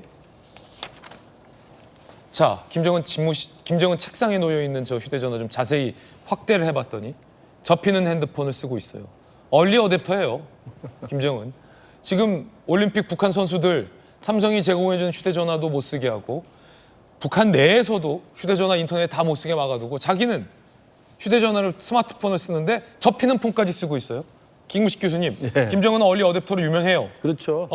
그래서 뭐 한때는 저게 뭐 삼성폰 아니냐라는 논란도 있었습니다만 중국폰에 가까운 것으로 보인다는 분석도 있는데 아니 너무 대조적이잖아요. 북한 어린 선수들 얼마나 셀카 찍어보고 싶겠어요. 그러니까 못 쓰게 하면서. 북한 체제의 특성인데 당의 고위급 인사들이나 이 지배계급 층에 속하는 사람들은 해외 정보 다 봅니다. 네. 검색 다 합니다. 그러나 북한이 전체적으로는 해외 인터넷은 다 봉쇄를 해놓은 상태거든요. 그러니까 이걸 북한 전체 한 나라를 거대한 인트라넷으로만 운영하고 있습니다. 그러니까 북한 내부에서만 정보가 유통되고 검색이 가능하지 해외에 있는 뉴스나 정보, 상황들은 절대 보지 못하게 하고, 다만 당의 고위 간부들은 수시로 해외 정보들을 검토하고 검색하면서 자기들 스스로 필요한 걸 쓰고 있거든요. 저는 김정은도 전형적이라고 생각합니다. 이게 대북 제재가 지금 몇 차례 결의안이 통과돼서 지금 진행이 되는데, 김정은이 사용하는 사치품, 또 김정은이 좋아하는 저런 그 선진 물품, 또 원리 어댑터에서 갖고 싶어하는 것들, 또 전자기기 다 갖고 있잖아요. 아니 렉서스 하이브리드 차도 그러니까요. 운전하고 다니더라고요. 그게 밀반입을 다 한다는 거거든요. 그러니까 제재가 관철이 됨에도 불구하고 어떤 수를 써서든 김정은이 필요하고 김정은이 갖고 싶고 김정은이 원하는 거면 전부 밀반입이 되는 나라이기 때문에, 저는 아까도 우리 파리올림픽에서의 이 삼성이 제공한 이 휴대폰에 대해서 저는 IOC가 적절히 잘 할 거라고 믿습니다만, 북한 선수들이 한번 사용할 수 있도록 하는 것도 괜찮은 방법이다. 그러나 단 북한으로 반입되는 것만 철저히 통제하면 좋을 것 같다는 생각을 합니다. 네. 자, 그 가운데 북한 주민 한 명이요. 물이 빠졌을 때 해안가로 걸어서 도보로 귀순을 해왔다고 합니다. 이게 가능한 일이었어요? 함께 보시죠. 이 이례적인 귀순인데, 제가 뭐 많은 이제 만나러 갑니다 출연하면서 많은 이 탈북자분들을 만났잖아. 인터뷰도 했고. 걸어서 온 분은 전 처음 봤어요. 걸어서 온 분. 북한 주민 한 명이 걸어서 왔어요. 서해 교동도 인근 남북 중립수역인데 북한 주민 한 명이 썰물 때 걸어와서 귀순 의사를 밝혔습니다. 군 관계자 2명 귀순 시도했지만 1명은 행방불명됐을 가능성 안타깝군요. 군이 대북 확성기 방송을 해서 그 영향을 받은 것 같고요. 귀순 경위 남아 과정 등을 조사할 예정이라고 합니다. 걸어서 귀순을 해왔다. 김우식 교수님, 이게 걸어서 올 수가 있어요? 이 루트가 있어요? 저 교동도 근처가 그게 가능합니다. 이게 과거에도 인천시장도 송영기 시장도 있었고 안산시장도 있고 다 있었습니다만, 인천시에서 남북 관계가 좋을 때 대북 화해협력 사업으로 많이 했던 게 교동도 공동개발이에요. 거기는 개성에서 걸어와서 출퇴근이 가능한 지역입니다. 그렇기 때문에 실제로 이제 걸어올 수 있는 게 썰물 때 빠지면 날씨만 좋으면 걸어올 수 있는 상황이고, 그래서 남북 관계가 좋았을 때는 교동도에다가 우리 남북협력단지, 개성공단 같은 공단 산업단지를 만들고 출퇴근을 북에서 개성에서 왔다 갔다 하는 것으로 아이디어를 낸 적도 있었어요. 지금이야 뭐 남북 관계가 지금 꽉 닫혔기 때문에 불가능한 아이디어가 됐습니다만, 그 정도로 저 지역은 이 썰물이 되면은 가깝고 또 물이 얕기 때문에 충분히 걸어서 귀순이 가능한 상황이고, 아마 그런 것들을 이용해서 북쪽에 있는 주민들 중에서 남쪽으로 오겠다고 계획을 한 사람들이 그런 기후 상황들을 보고 아마 이번에 내려온 것으로 보입니다. 개성의 한 복판이 사실은 교동도보다 낮잖아요. 그러니까 강화도 있고 교동도가 그 위에 있고, 교동도에서 이 개성과는 매우 가까운데 개성 시내보다도 교동도가 더 북쪽에 있단 말이잖아요. 그렇게 가깝기 때문에 물이 빠지게 되면 걸어서 교동도까지 개성에서 갈 수 있고, 그럼 교동도까지만 오면 거기서부터는 강화도니까. 한국 땅이죠. 한국 땅이니까. 많이들 넘어오시기 바라겠습니다. 이런 말 해도 될지 모르겠는데 많이들 넘어오시기 바라겠습니다. 야, 대단하군요. 국방부 장관 이야기 한번 들어보시죠. 오늘 서해 강화도에 위치한 교동도라는 곳을 통해서 북한 성명 불상자 2명이 귀순을 시도했다고 하는데 맞습니까? 네, 사실은 현재 관련 기관에서 조사 중이기 때문에. 그럼 아직까지 뭐 군인지 뭐 민인지 아직 그것도 아직 구분이 안 됐겠네, 그죠? 네, 제가 뭐 그걸 1차 보고는 받았지만 법령상 그걸 이야기할 수 없어서 저희가 사실은 출발 지점부터 계속 감시를 해서 유도를 했던 성공적인 작전이었기 때문에 공개할 수 있는지 없는지 모르겠는데 상의를 해서 공개할 수 있는 부분이 있으면 보고 드리도록 하겠습니다. 추후에. 자세한 건 제가 말씀드릴 수 없겠습니다만, 사실은 북한도 저기가 굉장히 우리와 가깝다는 걸 알기 때문에 해안가 쪽에 정말로 고압의 전류가 흐르는 고압 전류 철조망을 설치해 놓고 있거든요. 근데 아마도 걸어왔다라고 해서 쉽게 왔다라고 생각할 수 있지만 그런 난관들을 극복하면서 정말로 힘겹게 오지 않았을까, 북한 주민분이. 그런 추측도 좀 듭니다. 어쨌든 이제 자유의 땅으로 잘 오셨습니다. 대한민국 땅에서 잘 정착해서 행복하게 사시기를 기원하겠습니다. 이 한국 땅에서 정착해서 사는 것도 만만치 않은 일이거든요. 아마 우리 당국에서 많은 이 적절한 지원도 관심도 있을 거라고 생각이 됩니다. 네, 첫 번째 이야기 전해드렸고요. 뜨거운 소식 세 가지 함께 보고 있습니다. 두 번째 소식 만나보시죠. 오늘 핫쌈 두 번째는요. 이 전기차 화재가 연이어 발생하면서 많은 사용자들의 불안감이 증폭되고 있습니다. 전기차 전반에 안정성이 제고돼야 하는 것 아니냐라는 국민적인 지적도 있습니다. 그 가운데 이 전기차를 파는 완성차 회사들이 왜 전기차 배터리의 제조사가 어딘지 재원이 어딘지를 밝히지 않느냐라는 이 국민적인 지적도 나오고 있습니다. 그 가운데 인천 청라의 한 아파트에서 이 벤츠 전기 차량이 화재가 발생하면서 아파트 주민들이 많은 피해를 입고 있어요. 지금까지 현재 진행형입니다. 그런데 그 벤츠에서 피해를 입은 주민들에게 판촉 전단지를 돌린 사실이 확인돼서 논란이 일고 있습니다. 커뮤니티에 올라온 글인데 불낸 당사자 벤츠가 불난 집에 이런 전단지를 붙이냐? 이젠 일말의 가능성도 없다라며 벤츠 차량 판촉 행사 전단지를 붙인 겁니다. 이게 이제 주민들은 분노를 하고 있어요. 전기차 화재 지원 프로모션이라고 해서 피해 많으셨죠? 저희가 취득세 7% 환급해드리고 추가 할인 2% 적용해드리고 차량용 소화기 드리겠습니다. 그러면 이 할인폭이 그리 크지도 않아요. 소화기 준다랑 2% 할인해 준다라는 건데 벤츠차 때문에 화재 피해를 입었는데 화재 피해 입은 주민들에게 벤츠차 2% 할인해 줄게 살래? 라는 판촉 전단지가 붙었다라는 커뮤니티에 글이 올라온 겁니다. 소화기도 선물로 줄게.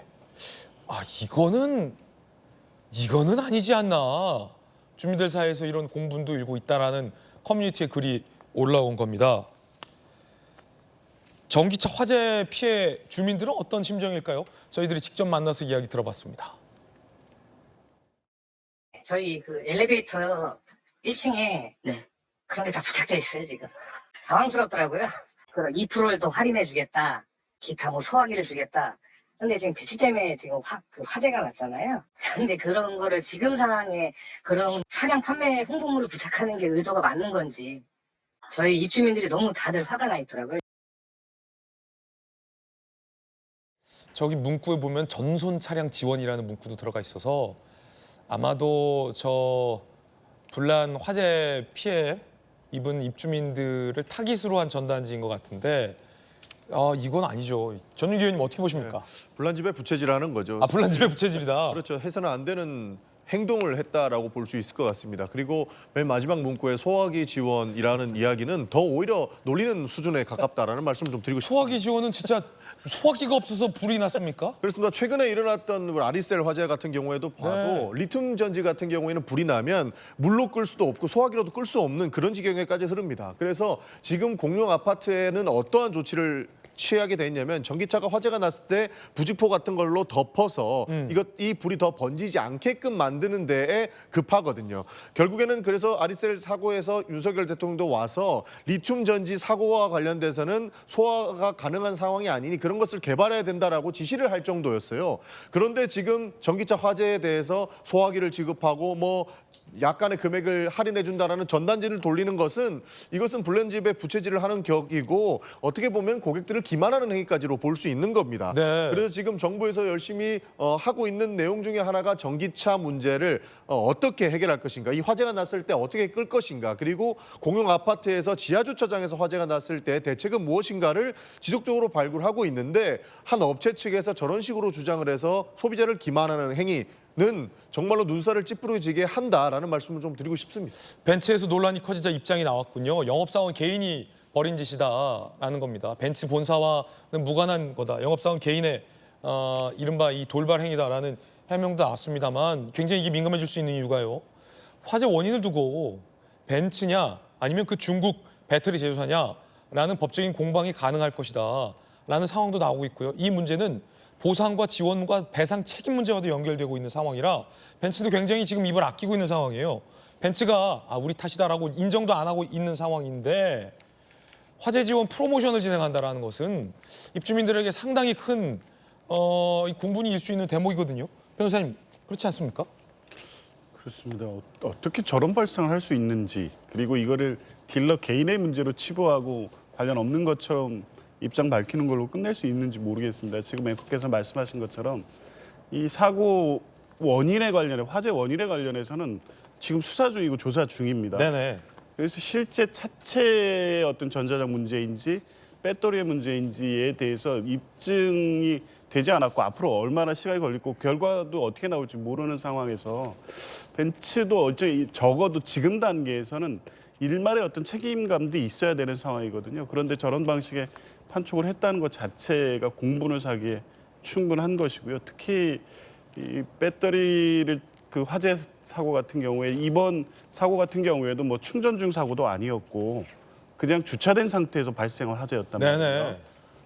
이 배터리에 대해서는 중국에서 리콜할 때에도 특정 환경에서 화재 발생 위험이 있다는 보도가 있었거든요. 그러니까 지금 아마 여름철이었으니까 지하 주차장이 굉장히 고온이었고 여러 가지 상황을 고려하면 이 차체와 배터리 간의 어떤 이 기계적 결함이 같이 결합됐을 가능성도 충분히 있습니다. 그러니까 뭐 결과는 봐야 되겠지만 이제 여러 가지 상황을 다 고려할 때 어찌됐든 이 벤츠도 이후에 이 부분에 대해서 단순하게 우리 책임은 아니고 나중에 결과가 어떻게 나올지 모르겠습니다만 배터리 결함으로 나온다고 하더라도 이 배터리를 쓰는 회사로서는 이 결과적으로 이 부분에 대한 책임이 법적 책임에서는 자유로워진다고 하더라도 어느 정도 있는 거거든요. 이 부분에 대해서 안전성을 확보해야 될 대책도 마련해야 될 책임도 있는 것이고 여러 가지를 고려하면 뭐 이 딜러의 행위를 포함해서 벤츠가 이후에 이 사고에 대해서 또 벤츠가 생산한 차체의 이 전기차의 안전성에 대해서 이 차세의 어떤 대책을 마련하고 우리 뭐 벤츠를 제일 많이 쓰는 나라가 또 우리나라 아니겠습니까? 그렇군요. 우리 국민들께도 이런 부분에 대한 안전성에 대한 어떤 입장 이런 것도 밝힐 필요가 있다고 봅니다. 이번에 불난 저 벤츠 차량과 동일한 차량이 국내에 3,000대가 더 있다고 합니다. 3,000대가요. 자, 그러자 국토부가 전량 리콜 명령 계획을 검토 중에 있다는 거예요. 김용태 의원님, 지금 똑같은 벤츠 차량, 중국산 배터리를 탑재한 저 벤츠 차량이 국내에 3,000대 들어와 있다. 국토부가 지금 조사하고 있다는데 전량 리콜도 가능하다라는 건데 이 국토부가 전량 리콜 해야 됩니까? 어떻게 되겠습니까?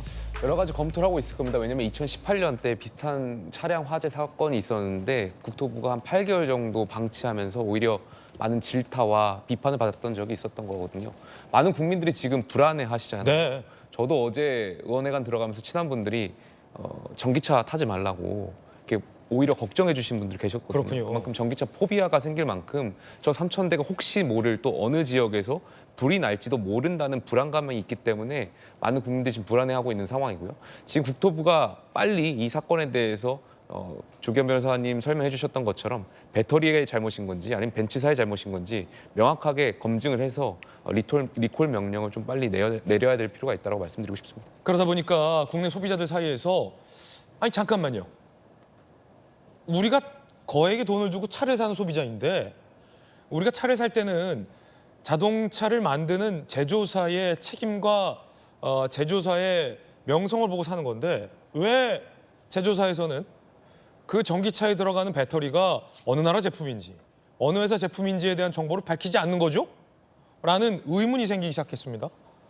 더 찾아보니까 이후에 어느 나라에서는 유럽의 어느 나라에서는 자동차 회사가 판매를 할 때 배터리의 제조사와 재원도 공개하게끔 돼 있는데 왜 우리나라는 그걸 공개하지 않도록 하고 있는 거냐라는 지적도 나오고 있습니다.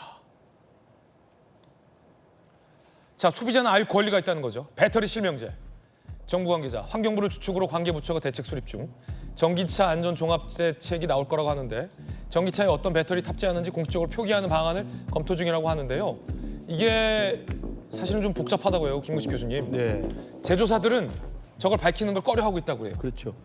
이게 지금 전기차가 아직은 대중화된 상황은 아니잖아요. 그러니까 이걸 뭐 캐즘이라고 그래서 요즘 많이 유행하는 단어이던데, 그러니까 새로 나온 신제품, 새로운 기술이 대중에게 완전히 소비될 때까지 중간에 겪는 이제 우여곡절 기간이 있다는 거예요.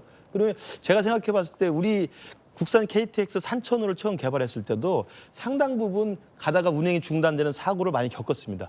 그럴수록 우리 코레일에서는 더욱더 많은 기술 개발을 해서 지금 안정적으로 안심하고 타고 있잖아요. 예. 그렇기 때문에 전기차 배터리 문제는 지금만의 문제가 아니고 이번엔 정말 그 인천에서 지하주차장에서 불이 났기 때문에 큰 화재로 연결됐습니다만 운전 중에도 불이 많이 나고 지금까지 상당히 많은 저런 식의 화재 사건이 있었지 않습니까? 그렇기 때문에 제조사는 제조사대로 또 기술을 확실하게 더 개발해서 안심할 수 있도록 하고 우리 정부는 정부대로 그런 제조사나 또 그 제조사에 들어가는 재원들에 대해서 부품들이 어떤 것이 안전한지를 분명히 따져봐야 된다고 생각합니다. 네. 지금 우리가 어디 그 생선을 먹고 고기를 먹어도 다 산지 다 표시하게 돼 있지 않습니까? 원산지 표시. 다 표시돼 있습니다. 네. 심지어 과자 한 봉지를 먹어도요. 과자 한 봉지 안에 어떤 그 함유가 되어 있는지 다 적게 돼 있습니다.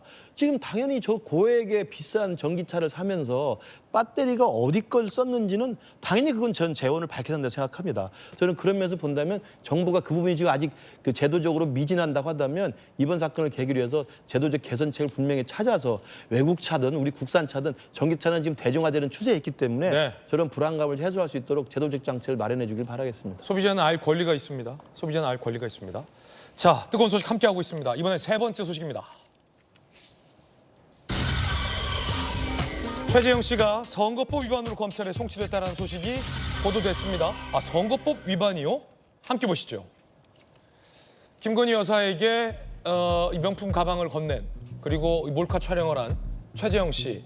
미국 국적이에요. 대한민국 영주권이 없어요. 자, 그런데 선거법 현행법을 보면 대한민국 국민이 아닌 자는 선거운동을 할 수 없다. 지난 2월과 3월 강연회에서 민주당 후보를 지지연설했습니다. 탄핵 일꾼 민주당을 뽑자라고 선거운동을 했어요. 탄핵 일꾼 민주당을 뽑자.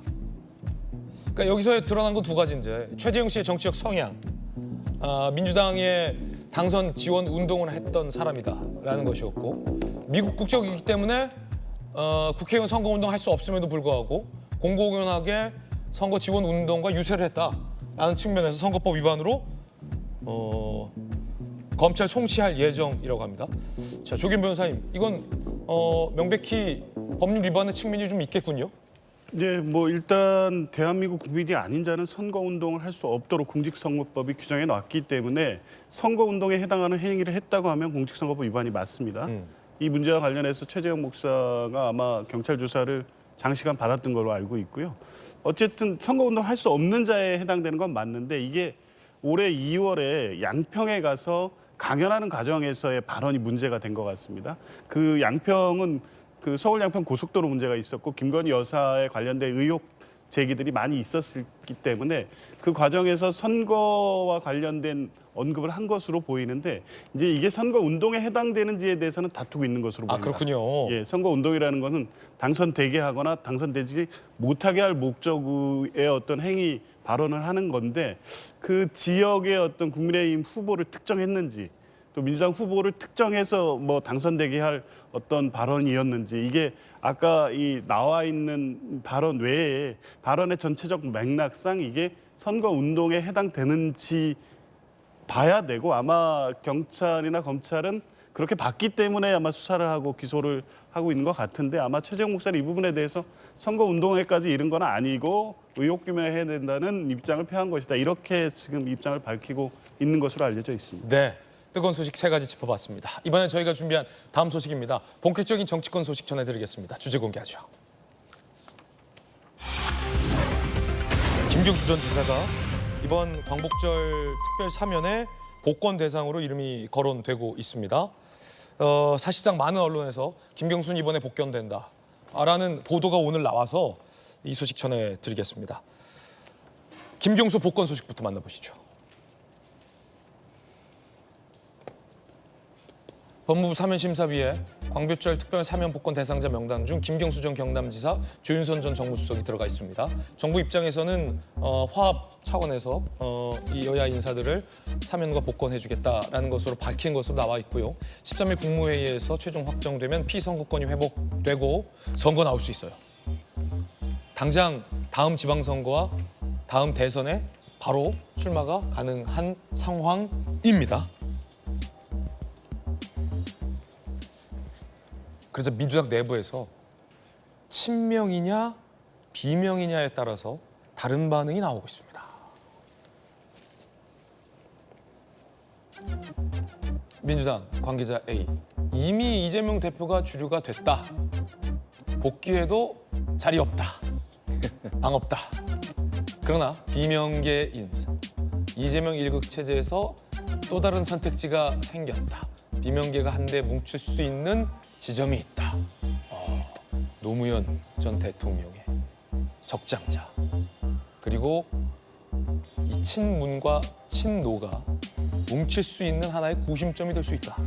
민주당 내부가 술렁이고 있다는 얘기도 나오고 있습니다. 그러나 여기서 유의할 건 많은 대다수 비명계 인사들은 원내에 진입을 실패한 인사들 준축이고 친명계 인사들은 지금 다 원내에 진입에 성공한 인사들이다라는 차이점이 있을 수 있겠죠. 자, 그러자 정성호 의원도 한마디 했고요. 박범계 의원도 한마디 했습니다. 그런데 두 의원의 메시지가 조금 다릅니다. 들어보시죠.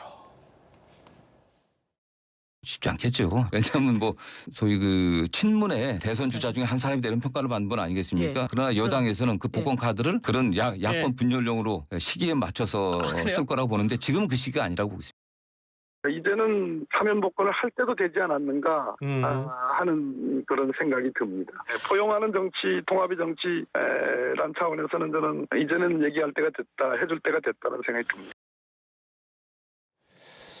그러니까 민주당 내부에서 당장 박범계 의원과 또 정성호 의원의 반응이 다릅니다. 복권을 해달라는 건지 복권을 하면 이거 야권 분열용으로 복권하니까 이게 반갑지 않다라는 건지 의견이 좀 달라요. 김우식 교수님. 예. 반기는 분도 있고 그다지 반기지 않는 분도 있는 것 같기도 하고 아닌 것 같기도 하고. 사면 복권이라고 하는 대통령의 고유 권한을 민주당 내에서 복잡한 내부의 권력 공학적으로 또 권력 투쟁의 일환으로 계산하는 건 제가 볼 때 보기 좋아 보이지 않고요. 뭐 사실 아까 박범계 의원 말씀이 맞다고 봐요. 이게 사면 복권을 할 때 정치인을 포함을 하게 되면요. 그동안 관례가 대통령이 그 권한을 사용할 때 대통령이 정치인 이번에 포함합시다라고 결정하면 여야가 똑같이 넣어야 됩니다. 네네. 그래서 비서실장을 통해서 야당에게 누구를 했으면 좋을지 추천해달라고 이야기를 해요. 그게 관례입니다. 근데 지금 확인되는 바로는 민주당에서는 전혀 그런 움직임이 없었다는 거 아닙니까? 네. 이제 그런 걸 보면 아마도 이재명 1국 체제에서 김경수 전 지사의 복권에 대해서 아직은 시기상조라는 의견이 있긴 있는 것 같아요. 친명계 주류는 김경수의 지금 복권이 반갑지 않을 수도 있다. 뭐 그럴 수 있는 것 같아요. 근데 대통령 입장에서 사면권 할 때 우리 쪽에 조윤선 장관을 사면하면 그 정도 중량감 있는 야당 인사를 하는 게 지금까지 관례였어요. 민주화 이후에 항상 그렇게 해왔습니다. 그리고 시민단체에서도 누구누구 복권해달라고 또 제청을 하기도 해요. 그렇기 때문에 민주당이 조금 더 열린 마음으로 당 내부의 뭐 정치공학적 계산은 나중에 하시더라도 김경수 후보, 김경수 지사 2년 살고 나왔고 지금 해외 유학 중인데 들어와서 복권의 길을 열어주는 거야. 정치인으로서 다시 한번 자격증을 주는 거 아니겠어요? 저는 충분히 가능한 이야기라고 생각하고 그렇기 때문에 아마 이번에 8.15 때 대통령도 그런 의미에서 정치적인 포용의 입장에서 한 것 같은데 문제는 이제 복권 이후죠. 복권 이후에 민주당 내에 과연 김경수 효과가 조그만 파장으로 끝날 것인지 아니면 이 호숫가에 돌 던졌을 때 이 파장이 갈수록 커질 것인지 그건 뭐 민주당에서 대응해야 될 문제라고 생각합니다. 네, 복권 얘기가 막 나오고 있을 때 정성호 의원은 이거 야권 분열용이다라는 얘기를 했는데 야권 분열용, 야권이 분열이 됩니까? 분열은 지금 힘들 것 같습니다. 이미 그 일반적인 상황이었으면 이미 분열을 일어나고도 모자랐을 지경인데 대통령께서 너무 독주 체제를 일삼고 계시고 저희는 거의 전투 체제로 있기 때문에 지금 상황에서 분열은 좀 어려울 것 같습니다. 그러나 이렇게 양 분단이 지금 이렇게 극한의 대립을 하는 것처럼 보이는 이유는 복권은 해줬으면 좋겠는데 의도는 불순하다 이 정도로 볼 수는 있을 것 같습니다. 당연히 복권을 해주면 좋죠. 다양한 지도자들이 나와서 본인의 역량을 이렇게 평가받는 것은 민주주의의 바람직한 역할을 하는 것이라고 보는데 대통령의 의도는 너무나도 불순하다라고 생각을 하게끔 만들어 놓은 상황이라는 겁니다. 그 예가 되는 것이 결국에는 이재명 대표를 향한 수사는 어떻게든 잘못된 사람처럼 매도시키려고 하는 부분들이 있는데 다른 사람들 마치 분열을 야기시킬 수 있을 만한 사람들은 의도적으로 이렇게 제안을 하고 있는 모양새거든요. 그런 측면에서 저희 입장은 의도와 불순하다 이렇게 볼 수 있는 거죠. 이게 분열의 싹이 될 수도 있다. 그러니까 적당히 했었어야 되는데 한쪽은 어떻게든 범죄자를 만들기 위해서 총동원을 다하는 모양새고 아까 비서실장이 누구를 했으면 좋겠냐라고 추천하는 관례도 있다고 하셨는데 그런 관례의 모습이 전혀 보이지 않았거든요. 그런 측면에서 분열을 야기시키려고 하는 의도 아닌가 하는 생각이 들 수 있는 겁니다. 그래서 저는 양단의 입장이 다 이해가 간다라는 생각이 있습니다. 그러나 분열은 쉽지 않을 것이다. 이런 생각을 가지고 있습니다. 김웅태 의원님. 번지수를 잘못 찾으신 것 같습니다. 번지수 잘못 찾았다. 예. 아무리 김경수 지사가 복권된다고 하더라도 분열이 되겠습니까? 지금 이미 이재명 전 대표와 민주당 극성 지지층이 민주당을 장악했기 때문에 분열될 거라고 생각도 안 하고요. 여당에서 그런 생각도 없고요. 저는 언론에서 이게 그리고 특히 정성호 의원께서 여당이 야당의 내부 분열을 위해서 뭐 그런 고민 아래서 했다라는 말씀을 하시는데 저는 야당의 내부 분열은 역설적이게도 민주주의의 최후 보루인 사법부가 쥐고 있습니다. 사법부가 쥐고 있다. 이재명 전 대표의 사법부의 판단에 따라서 당연히 유죄가 나오면 내부 분열되죠. 그러니까 이게 김경수 지사의 복권 문제하고는 연결고리가 없다라고 생각되고요. 사법부의 판단만이 만약에 혹은 또 무죄가 나오면 아무리 김경수 지사가 복권된다고 한들 이재명 대표 체제가 더 공고해지겠죠. 그러니까 한참 번지수를 잘못 찾았다 이런 말씀드리고 싶습니다. 네. 두 분 여야 젊은 피 의원들의 각기 다른 의견 전해드리고 있습니다. 그 가운데 여야 사이에 또 이견이 있는 게 금투세 폐지 안건입니다. 이 재밌는 모양새가 민주당에서 한동훈 대표 그렇게 자신 있으면 우리 회계사 출신에 박찬대 직무대행이랑 토론해봐 라고 제안을 했습니다. 그래서 한동훈 대표가 그래 토론하자라고 하니까 정작 박찬대 대표는 토론 안 할 건데 라는 모습을 보이고 있어서 한동훈 대표가 도망치는 거 아니냐라는 논란까지 어제가 저희 전해드렸습니다. 한동훈 대표가 사흘 연속으로 민주당에게 금투세 폐지를 두고 토론하자라는 제안을 했습니다. 들어보시죠. 이재명 진 더불어민주당 대표께서도 여기에 대해서 다소 유연한 입장을 밝히셨던 것으로 알고 있습니다. 상황을 바뀐 점들을 감안해서 초당적인 논의를 하자라는 제안을 공식적으로 드립니다. 제가 그 토론회를 합동으로 국민들 앞에서 공개적으로 하자라고 제안을 드렸고요. 민주당이 토론 안 하겠다고 도망간 건데요. 기싸움 하지 말고 토론하고 토론이 필요하지도 않다는 점을 동의해요. 그러니까 폐지해야 됩니다. 더불어민주당이 원하는 시간에 원하는 장소에서 원하는 토론자로 금투세 문제에 대해서 민생 토론을 하자는 말씀 다시 한번 제안드립니다. 부자들에 대한 세금이다. 부자 증세다. 조금 더 정교하게 들어가 보면 이 말도 틀리다는 말씀을 제가 이 자리에 드리고 싶어요. 사흘 연속으로 토론을 회피하는 민주당에게 그러지 말고 토론하자라고 한동훈 대표가 적극적으로 공세에 나섰다라는 해석이 있습니다. 진성준 정책위 의장은 금투세는 시행돼야 된다. 금투세 폐지에 반대하겠다라는 입장이 완고합니다. 당론이다라는 겁니다. 그러자 개미 투자자들이 진성준 의원에게 항의를 했는데 진성준 의원이 진짜 개미 투자자들 맞아? 라고 의문을 제기해서 논란이 일고 있습니다. 뭐 여러 가지 SNS에 험한 얘기가 왔나 봐요. 그러자 SNS 악플 실제 개미 투자자인지는 모르겠다. 금투세 한다라고 얘기를 하고 있습니다. 앞서 김경수 지사 사면을 두고도 민주당 내부에서 묘하게 두 가지 분위기가 있는 것 같다라는 분석 소개해드렸는데 금투세를 두고서도 민주당 내부의 라인에 따라서 묘하게 기류가 다릅니다. 민주당이 토론회를 못하고 있는 이유가 바로 이 내부 노선 정리가 안 됐기 때문이다라는 지적도 있습니다. 함께 보시죠. 이재명 당대표가 금투세는 좀 완화할 필요가 있다라고 오히려 한동훈 대표와 결을 같이 하고 있는데 진성준 정책위의장은 부자 감세다. 당론대로 금투세 간다라는 입장이에요. 당장 대표와 정책위 의장이 의견이 다르다. 그러자 박성준 원내수석 부대표 새 지도부가 결정할 문제다. 진성준 의장이 계속 의장을 할지 이거 굉장히 민감한 얘기예요. 진성준 그러면 바꿔버릴 수도 있다. 라는 얘기를 했어요. 그러자 86과 친문 진영에서는 이런 게 어디 있어. 금투세는 계속 가야 된다. 노선에 따라서 입장이 다르다. 그러니 이걸 지켜보는 박찬대 원내대표가 토론회에 나설 수가 있겠냐. 민주당 내부의 입장 정리가 안 된 상황인데. 김구식 교수님, 민주당이 토론회에 못 나오는 이유가 입장이 다르네요. 노선에 따라서. 그러니까 뭐 이 당이나 저 당이나 정책위장이 지금 수단시대 같습니다. 근데 저는 진성준 의원은 진성준 의원대로 자기의 또 정치적 소신 뭐 이걸 가지고 저기 주장하는 것 같고 이재명 대표는 이제 금투세에 대해서는 지금만 이야기한 게 아니라 과거에도 금투세에 대해 조금 유연한 입장을 이야기를 해왔어요. 아마도 제 개인적인 회안으로는 이재명 대표가 개미 투자자 출신 아닙니까? 주식 투자를 굉장히 주식에 잘한다라고 상당히 관심이 많으시죠. 대선에서 지고 나서도 수억을 투자하셨던 분이니까. 큰 개미 정도 되겠네요. 큰 개미 정도 되시죠. 그러니까 아마 입장이 다른데 우리 한동훈 대표 입장에서 저 이야기를 하는 건 뭐냐면 그동안 22대 국회가 열리고 몇 달이 지났는데 민생이나 정책 관련해서 여야 간에 대화한 적이 한 번도 없잖아요.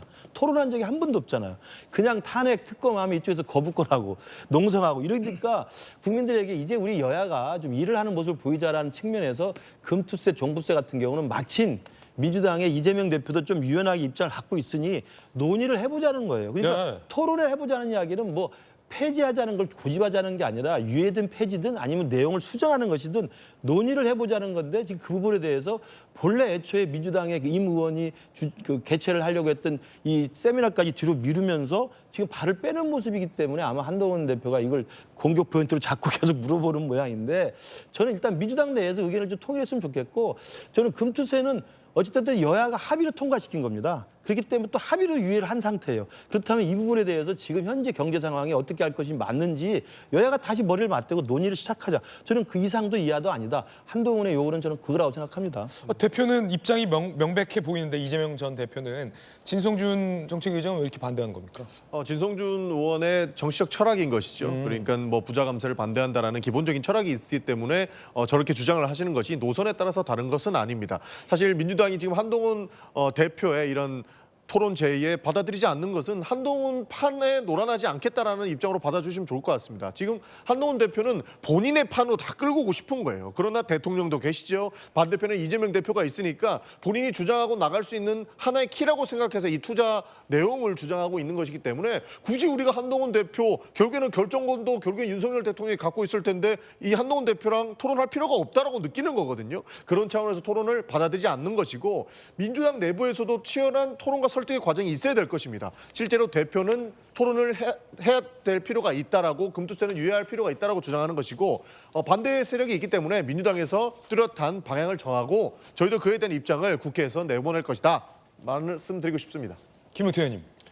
민주당 내에서 지금 입장 정리가 안 된 게 핵심인 것 같습니다. 이재명 전 대표와 진성준 정책의장 간의 이야기가 다르다 보니까 최근에 민주당 원내 수석인가요? 그 라디오에 나오셔가지고도 정책위의장의 거치 문제를 좀 여러 가지 고민을 하고 있는 것을 말씀을 했던 것이 좀 기억에 남는데요. 지금 거치 문제까지 거론됐어요. 왜냐하면 이제 이재명 대표가 새롭게 2기 지도부에 올 확률이 높고 그런 가운데 정책위의장과 생각이 다르면 계속해서 이제 엇박자가 날 수 있기 때문에 이 검토에 결국에는 이재명 전 대표가 어떤 생각이 있겠지만 여기에 대해서 아마 같은 생각을 갖고 있는 분으로 정책위의장을 모시지 않을까에 대한 생각이 있고요. 그렇게 되면 여당과 야당이 이 정치와 정책은 좀 분리해서 했으면 좋겠어요.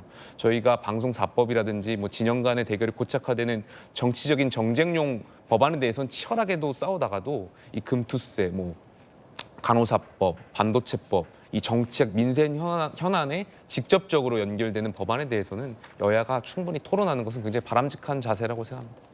결국 민주당의 이 금투세와 관련된 단일한 입장 정리는 이재명 대표가 돼야 노선 정리가 될 걸로 보이는군요. 저희들은 60초 광고 보고 돌아오겠습니다. 잠시 후에 뵙죠. 오늘 저희가 준비한 소식 모두 다 전해드렸습니다. 지금부터는 김진의 돌직구쇼 계정에서만 시청하실 수 있는 김진의 더 라방 시작됩니다. 오늘 못다한 이야기 시작하겠습니다. 많은 관심 부탁드리겠습니다. 오늘 하루는 분명 어제보다 나을 겁니다. 좋은 하루 되십시오. 고맙습니다.